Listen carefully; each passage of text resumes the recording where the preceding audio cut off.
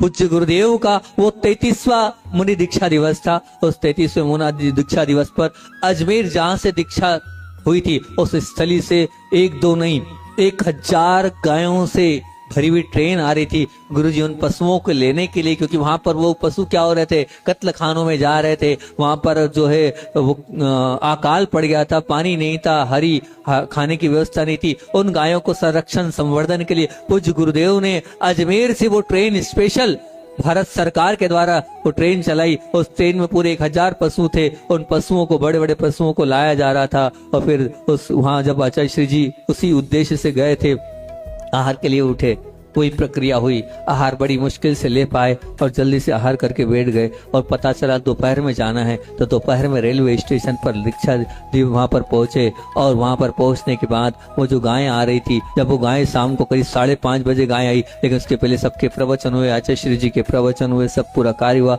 और 5:30 बजे जब गायें आई तो गायों को लेने के लिए स्वयं आचार्य श्री जी उतर कर वहां पहुंचे और गायों की आगवानी आचार्य भगवान ने स्वयं ने करी। और बड़े ही हर्ष, अपना दर्द, अपनी पीड़ा, अपना कष्ट सब भूल गए।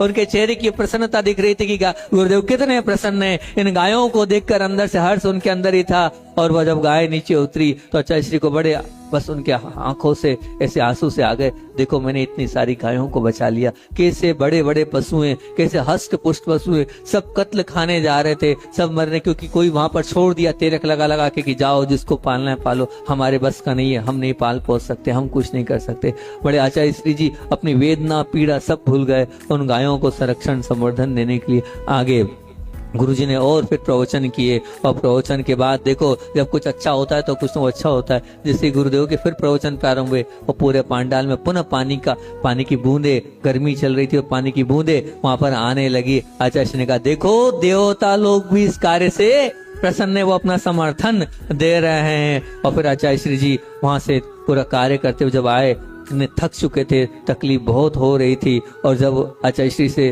बोला शरीर में हिम्मत नहीं, आचार्य श्री जी सामायिक जो है लेट के कर लो। आचार्य श्री ने कहा नहीं, सब कुछ कर सकता हूँ लेकिन लेट कर सामायिक तो नहीं करूंगा, भले 50 मिनट की जगन्य करूंगा लेकिन बैठ के करूंगा।